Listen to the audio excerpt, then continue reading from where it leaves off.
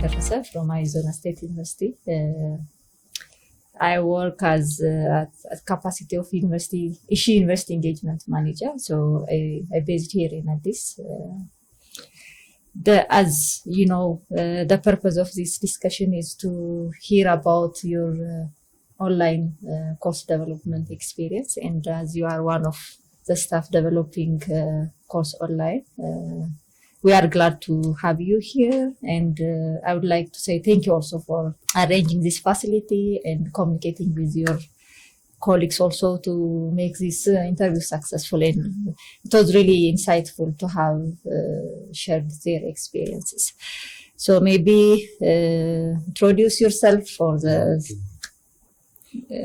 formality, your position, and of course institution as well as department you came from, and specifically the digital content, the course, the name of the course you developed, the digital content. Okay, thank you. My name is Temtim Assefa. I am e-learning coordinator for Ababa University, and my department is Information Science. Okay. There I'm instructor. It was really very difficult time to attend this online course from Ababa University, where the infrastructure is very low. Okay. But I enjoyed that one. I have completed the coursework. Just I dropped that program doing the PhD thesis work. The reason why I shifted to that one, here at Ababa University, we have started another face-to-face PhD program in information system. For that reason, I switched to that one. And at that time, I was a department head for ICT education department.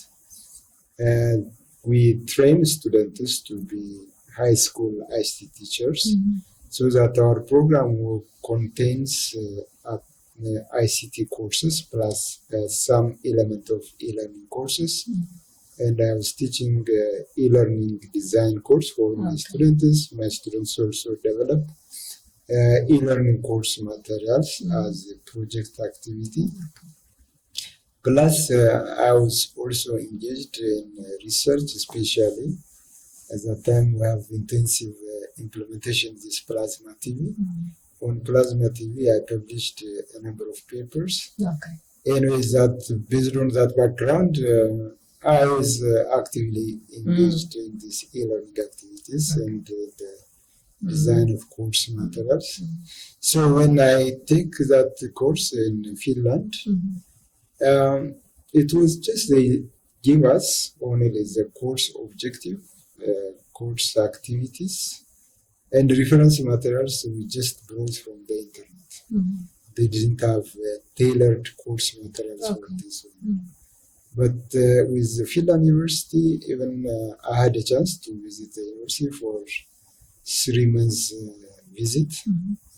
They invited students from different countries in Finland, but they didn't have any face-to-face classroom. While students are living in the university, they meet their teacher just only one day in a week. So after that, anyway, I did a couple of activities on this e-learning activity. So maybe you were a student that time, right? Yes, I was a student. So you had that's PhD, right? That PhD class has exposed you as a learn to explore the online. This year. Yeah, and that was a chance I had. Yeah, no, not that one. Even before that, even at Ababa University initiated a master's program in e-learning in collaboration with UNESCO ECMA. The students were at Ababa University staff with different background. So those batches, they completed that program, but the intention was to have an e-learning program for Ababa University. After the project terminated, that program was not sustainable and it didn't continue. So we had also another experience with that one. So what was your role like? Did you part of also the course design? No, the instructors were from South Africa, from different countries. That's fully online program. I was a facilitator, a local facilitator. Me and there is another lady also. We two were facilitator for that e-learning program. It was a good beginning, but that time the university management didn't aware about the benefit of this e-learning program, and the technology was not as such mature during that time to implement e-learning in Absa University. For that reason, it was not successful, that project. The initiation was interesting. If we continue with that one. After those graduate students didn't continue to work on these e-learning activities. They just switched to different programs. So that is, I can't say that is a totally failure program. The initiation is good, but mainly because of the management support, that program couldn't be sustainable. Yeah. So can we say the actual course development exercise is practiced after Ishi? I mean, for you, you have information, you have awareness creation, you are exposed to the digital education system. So did you have any chance also to develop content for? Yeah, because I am from IT department, because in IT we have a technology maturity model. Yeah. In the technology maturity model, the first one is awareness level. In the awareness level, you just get information from different sources, then you experiment. After you develop confidence and after you master that knowledge, then you try to apply for your students. So when you start to apply for your students, you have different experimentation in different departments by different instructors. So it was a fragmented one. So as this knowledge becomes more diffuse with many instructors, with many employees, with the management, so the management takes this initiative to the standardization level. For me, what I see this e-learning implementation, it was not started just by issue. It's an ongoing it was an ongoing process.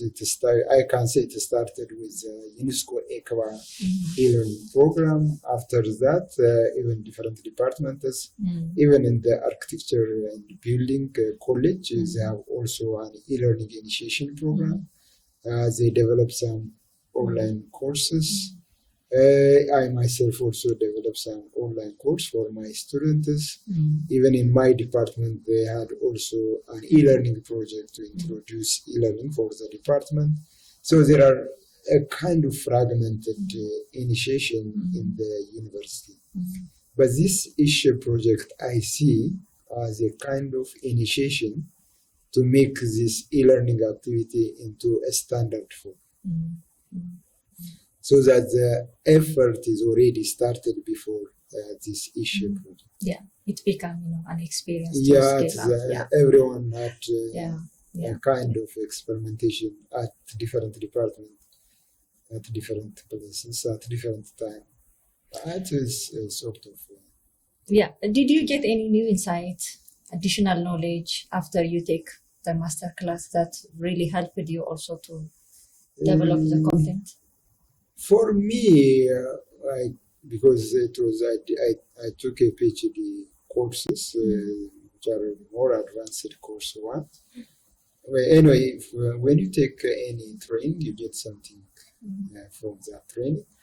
But I can't say that it is a breakthrough kind of training program for me.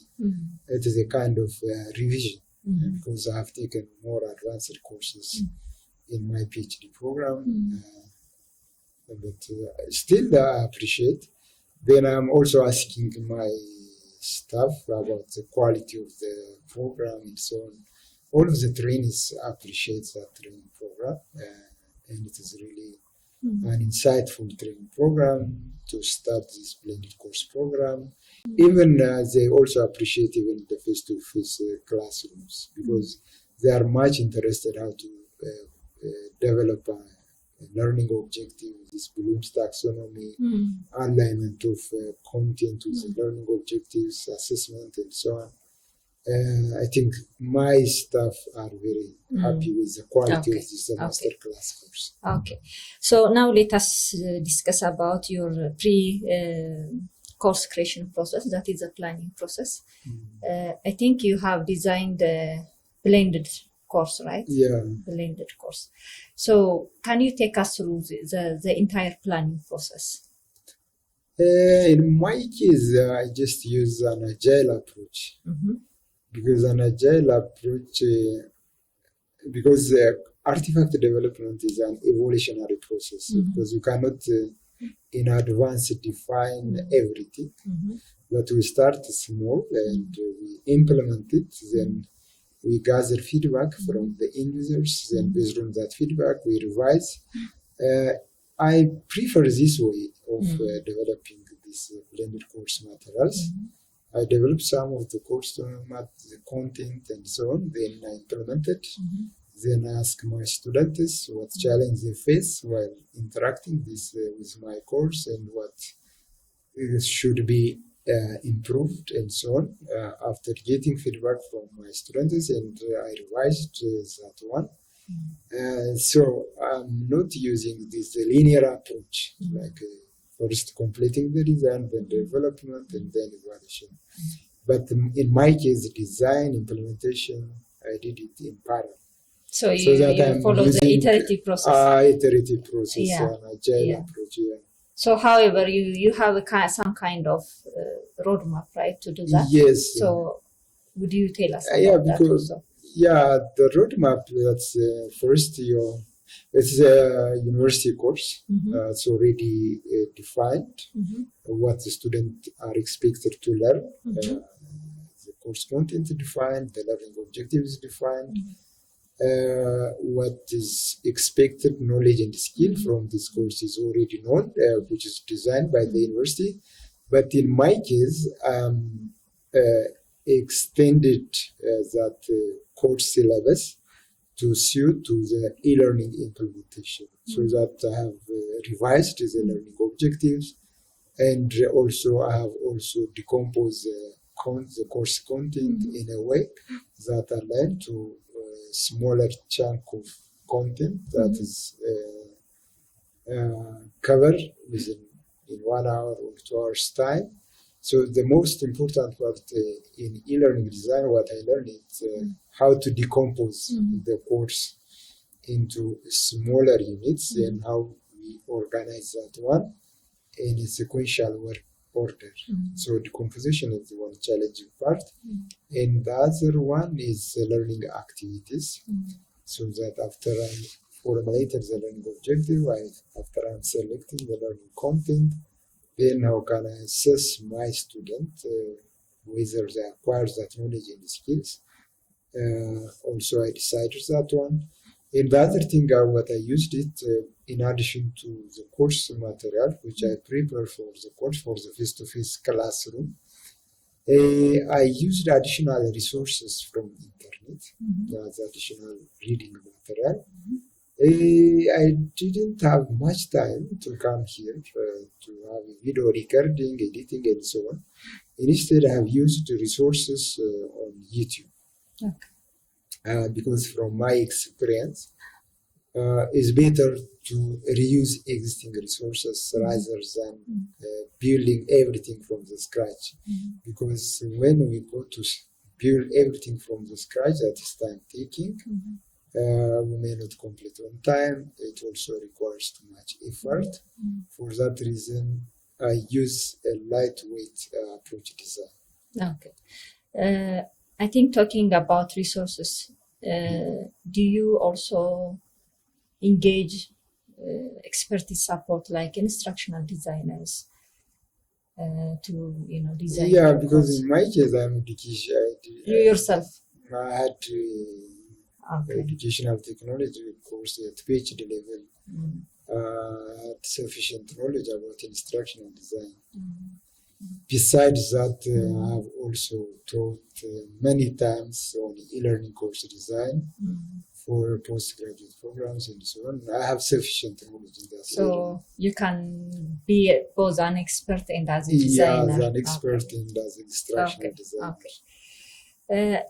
Maybe how do you decide some part of the content needs to be delivered online and while others remain virtual? I mean, do you have any? Yeah, that's interesting experience. It is a face-to-face classroom. My blended course was designed to be an additional reference material for my student. So that I just developed for the core chapters. So later, I also make an assessment about the impact of my course on student learning performance. The students were very happy with this blended course materials because I cover all chapters in the face-to-face classroom. And I told my students to cover every activity in the online course materials. Because I rated out of 4, I give a 10-point mark. Those who completed, they get 10 points.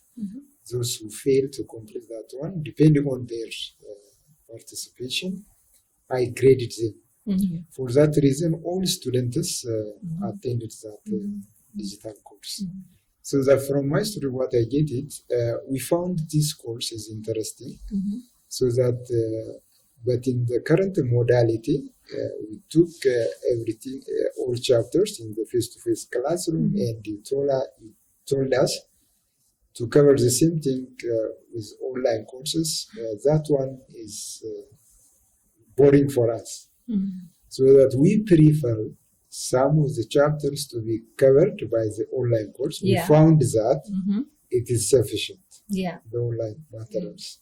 And we are interested just to come for the face-to-face classroom only for some chapter of the courses. For not covered online. Yeah, I get interesting feedback from my students.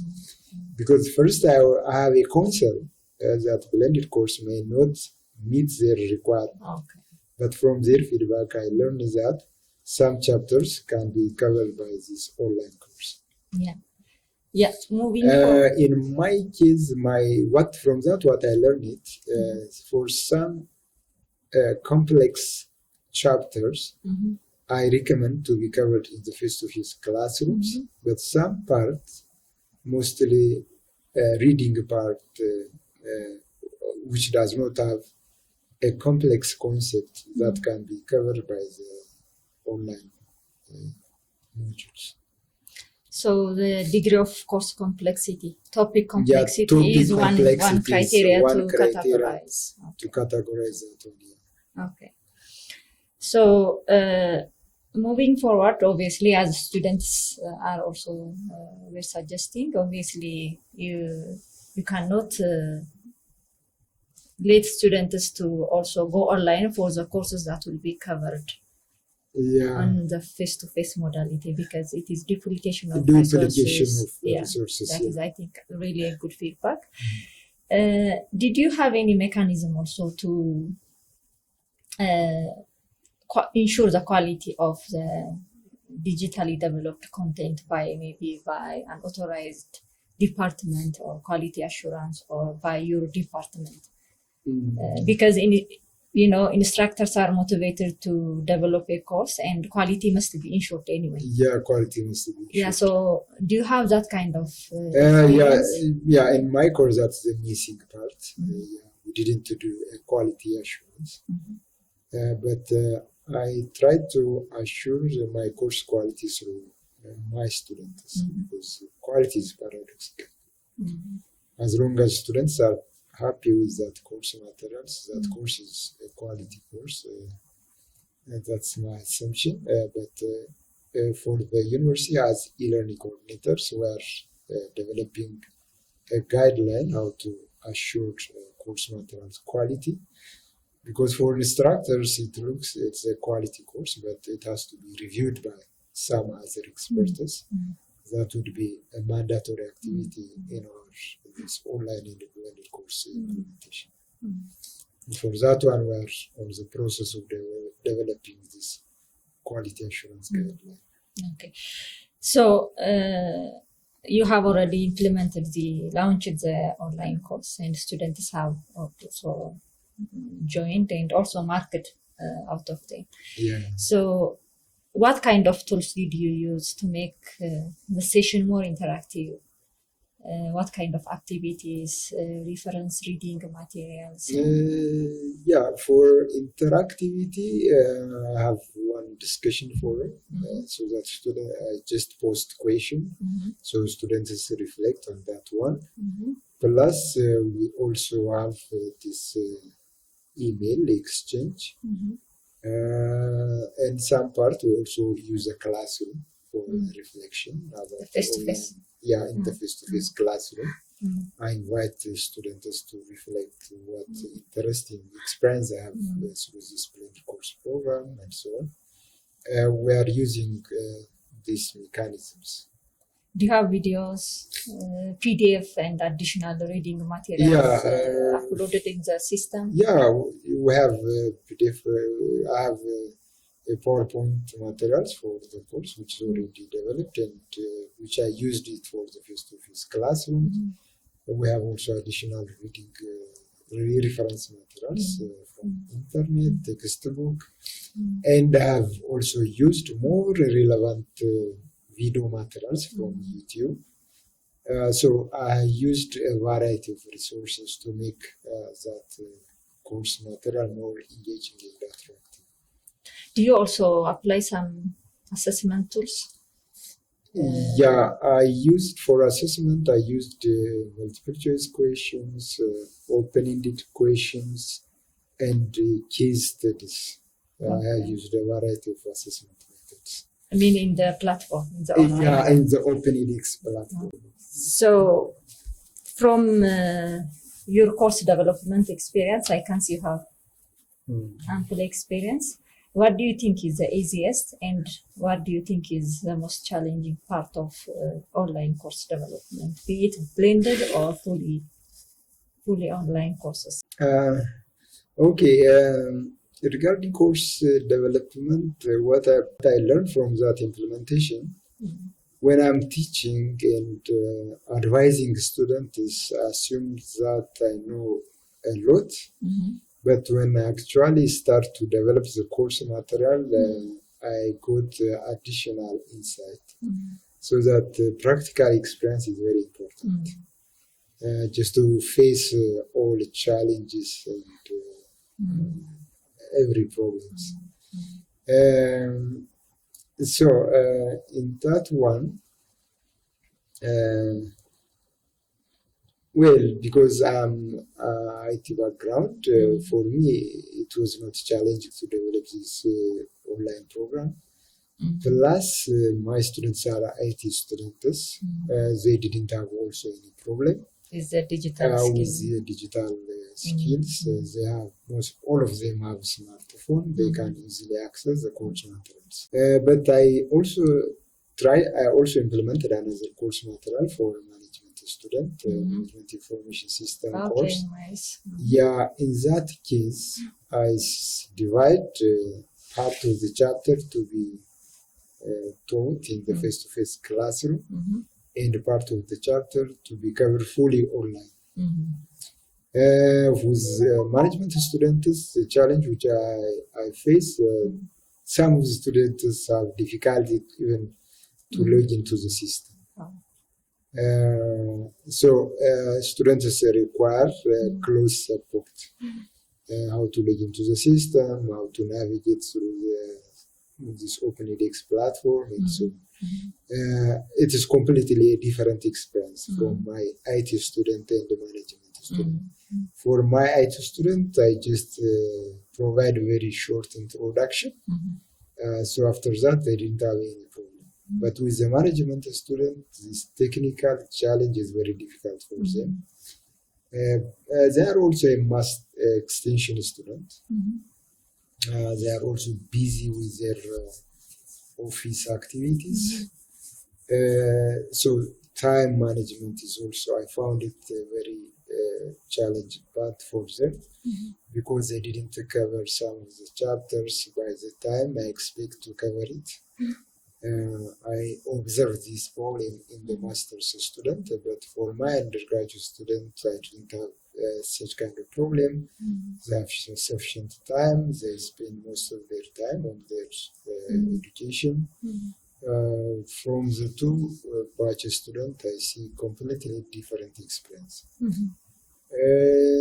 I conducted a focus group discussion about student reflection on this blended course. 2 times, I conducted 2 times this focus group discussion. I found very interesting feedback from the students. One interesting feedback which I get, they told me that it increases their engagement in the course. Because they told me that we read the learning objective, we read the content materials, and we move to the learning activities. After they complete that learning activities, they get immediate feedback, so that they told me that it increases their engagement. The second interesting feedback I get from the student, it saves their time. Because in the face-to-face classroom, when you have some challenging concept, you go to the internet. When you go to the internet, we found some interesting thing. So we stay there, browsing film or other activities. Yeah, distractors. Distractors. But in this case, we found all the necessary reading materials for the course. We are just complete everything in this online course. So they told me that one. And the other important point, they recommend that they want to have a blended course for other courses because they found this very interesting and helpful to improve their learning experiences.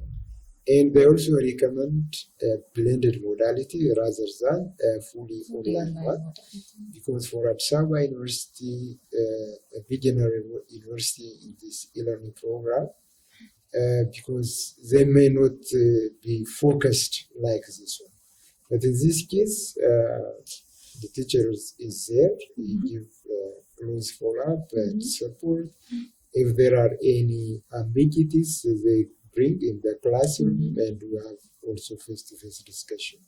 So they also strongly recommend courses to be offered in blended modality rather than fully online modality. So these are very interesting insight I got from my students.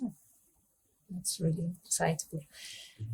I like your approach of agility. So if you have a chance, obviously based on the student feedback, also you'll have time to revisit the tools, the exercises, and the interactive sessions you designed. So what kind of additional tools do you think you will use for the course, and even for this not course, but for any additional course you will be blending? Now we are more interested to have training on this AI integration with e-learning design, because I made some reading on different literature, because in some universities have already fully integrated their e-learning course to be AI based. That one we need support. Plus we didn't have also tools, because there are interesting tools like to develop an AI agent that provide virtual tutor for the student. I tried some of the resources from internet. Just it allows me to experiment only 1 or 2 trial.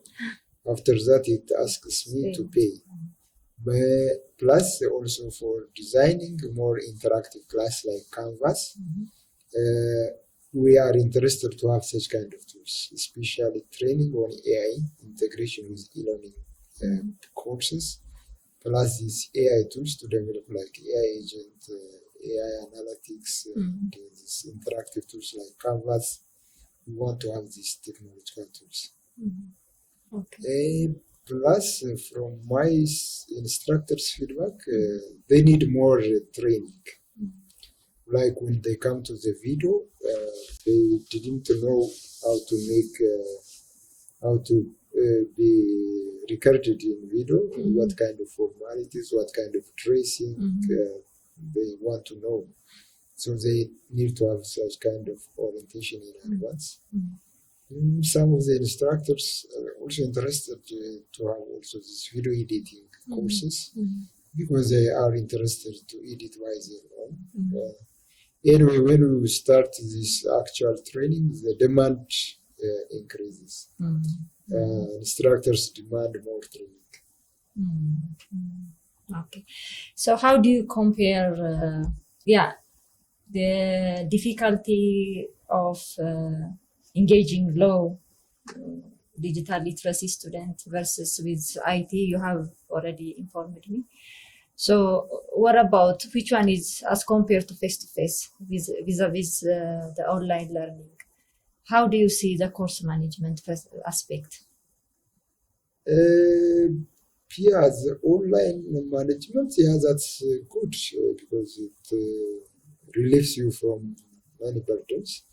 On the other hand, we can say that online class is easy as compared to the face-to-face classroom. For me, the online class is very challenging than the face-to-face classroom because the face-to-face classroom, you go to the classroom, you give the lecture, that's all. But in the online classroom, you have to provide 24-hour support for the student to make that program more sustainable and engaging. And the big challenge that we have, and from my discussion from instructors, the time constraint. Because instructors are very busy with different activities. Even myself, we didn't provide sufficient support on the sufficient online support for our students. That's a big challenge. Because the instructors should have sufficient time to make this e-learning fully implementable and sustainable. Otherwise, it affects the quality of education. If you are delivering this online course just like the face-to-face classroom, unless it is complemented by 24-hour support with the student, it is a catastrophe. For example, from Arizona State University, I see when I have a question, they immediately respond. But when you see in our context, it's very difficult to provide such kind of support for the student. I think the Ministry of Education and the university, they have to think how to support this online course materials. Because of course, what I believe, we have to start it and learn from that experience, and then gradually we can improve it. Yeah. Because you cannot design a course material like SU by current stage, but let's start. Yeah. And we'll reach to that stage. Yeah, for sure. That's what I believe. Yeah. Thank you, Doctor. Maybe now let us switch to the overall process, because I found that Addis Ababa University has couple of instructors engaging in course development, and I feel it might be very helpful also to that experience, how you onboarded many instructors to digitize courses. So as e-learning coordinator, maybe if you share your experience, how you, we have sometimes instructors challenge why e-learning, this kind of question is also raised by a few instructors. So maybe what is your approach? That could be a lesson for other universities to bring on board many instructors to develop a digital content. Yeah, that's interesting. For Addis University, we have 5 instructional designers. It's a big number. Plus, we have curriculum and instruction department who are very seniors, like in curriculum design, instructional design, and so on. We have very rich resources in Assefa University because it is an old university, you can find professionals in all disciplines. So what I did first, I established an instructional design team, the 5 instructional designers, plus 2 curriculum experts. Then we made consecutive meetings, how to organize this online course development, because the master class training is not sufficient. Teachers has to be supported by additional training. When I look at OpenEDX, it's also complex software. Instructor has to be provided additional training. So after we make these consecutive meetings with the instructional designer and curriculum expert, we develop a training material, theoretical training material, especially on learning objectives, universal course design, and the like. And the second module on OpenEDX, how to use OpenEDX. So after that, we invited interested instructors to join these training programs. So 70 instructors are willing to participate in this training. So the theoretical training is given through online using Google Meet. That is for about 2 hours. And after we provide that online training, we give guideline how to develop the course blueprint. After a week time, we invite them for the face-to-face training on OpenEDX. In the OpenEDX training, we had only 50 trainers from the 70 instructors. 50. Yeah, 50. For the 50 instructors, we provide this face-to-face training.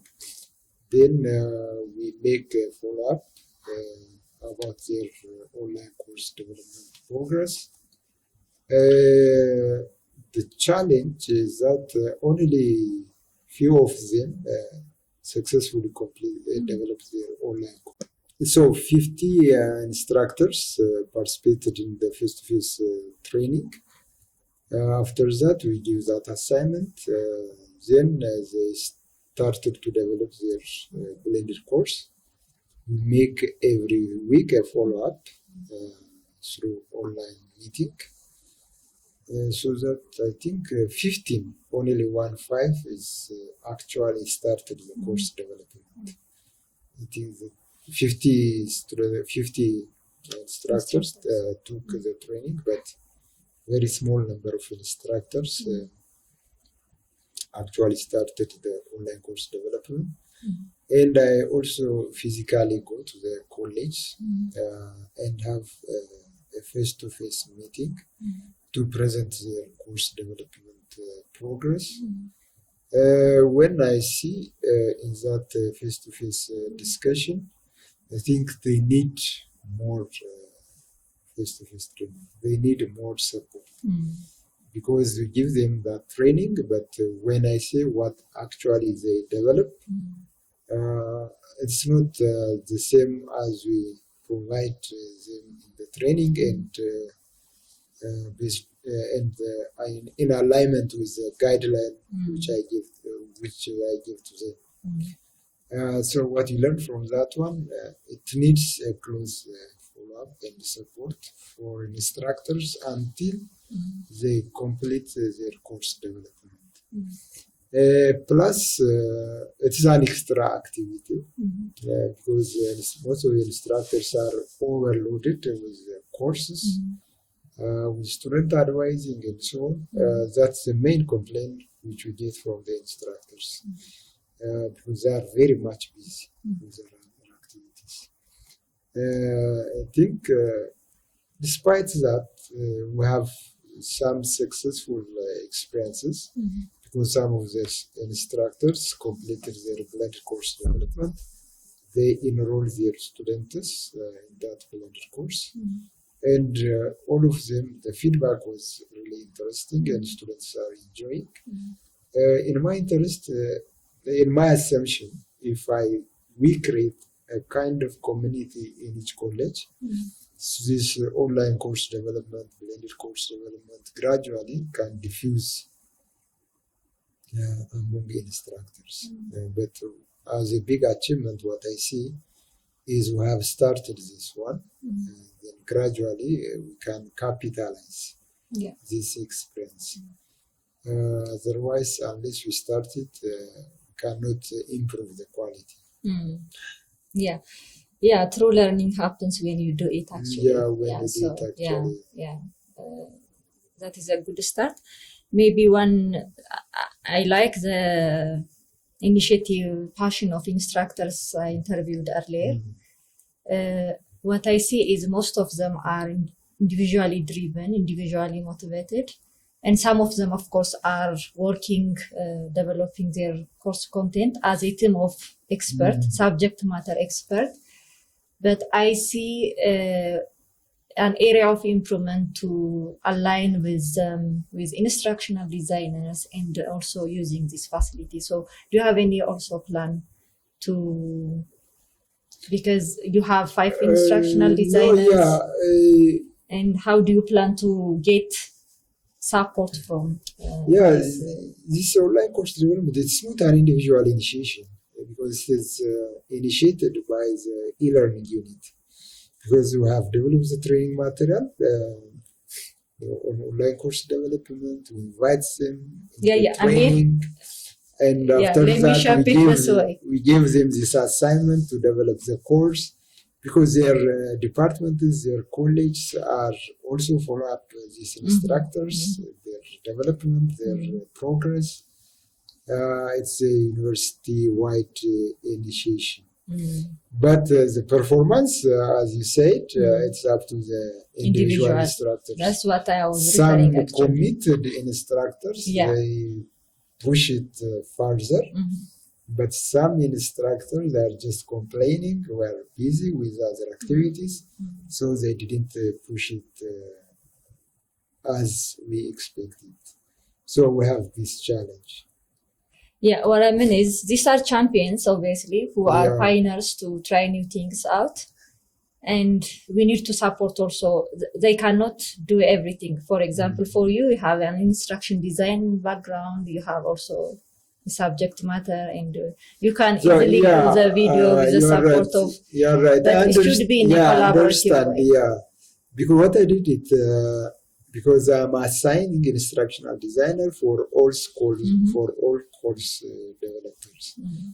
But the challenge is that the instructional designers are instructors.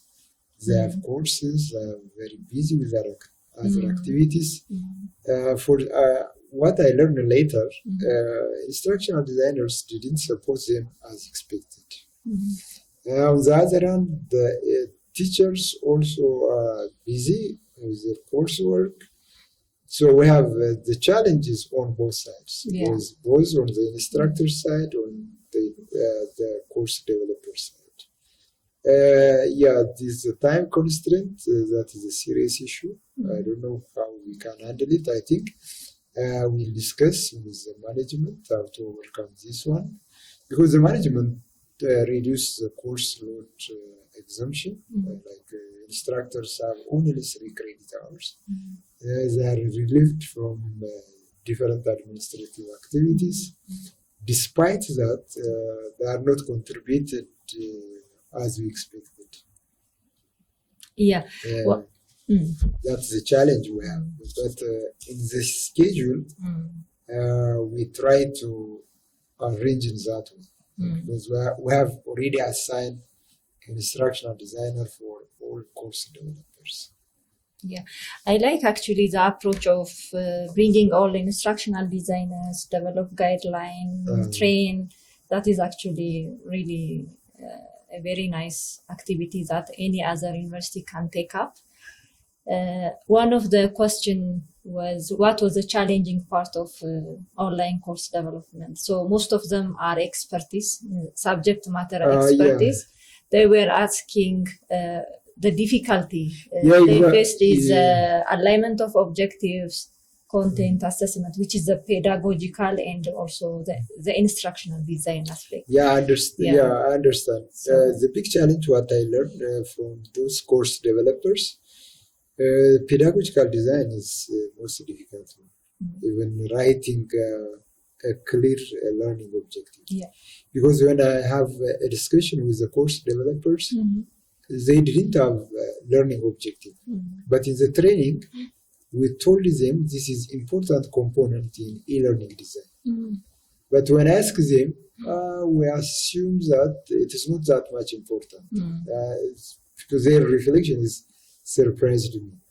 So the pedagogical part is a big challenge for the course developers. And the second one, how to decompose that course into smaller chunks so that students can master one concept at a time. And that's also another challenge. And the other challenge is designing an activity that aligns with the course content, with the course objective. And the other very important challenge is selection of instructional media. Yeah. Because we have content, that content on which instructional media can be presented for the student. That's a big challenge for the course developers. Even it does not mean that the instructional designer with this 8 months training, we cannot say that they are perfect. Because perfection comes only through experience. Yeah. So that when our instructional designers, if they develop 2-3 courses, I think they can be very rich resources to assist instructors in this course development. So I think that comes through experience. That challenge is both for the course developers, even I see, even with the instructional designers.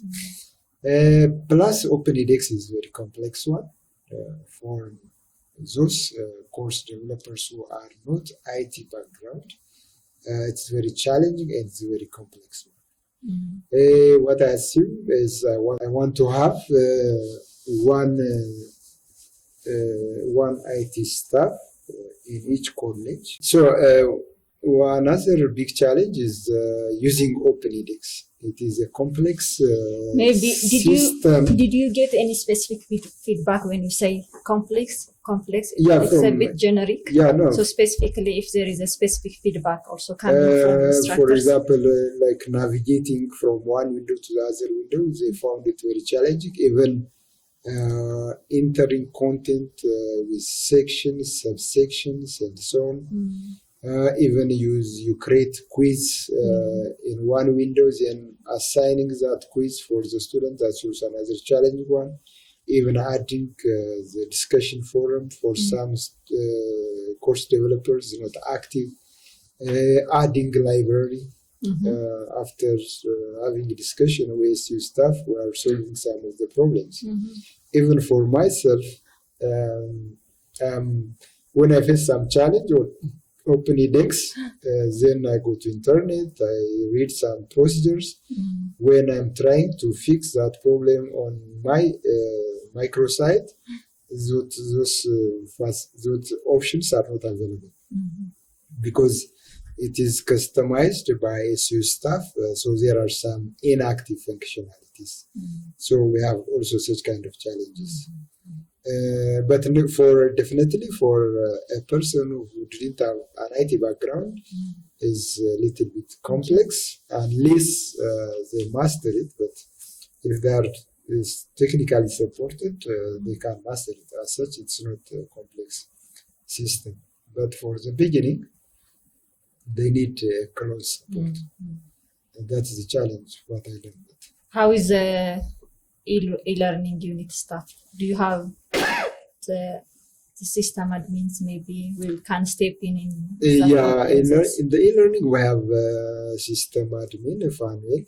He's really a very hard worker. He's very vision.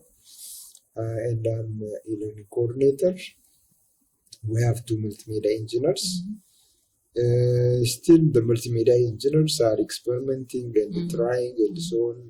They didn't get proper training. I think in the morning discussion from Anix, from a staff from architecture and building, they give me feedback.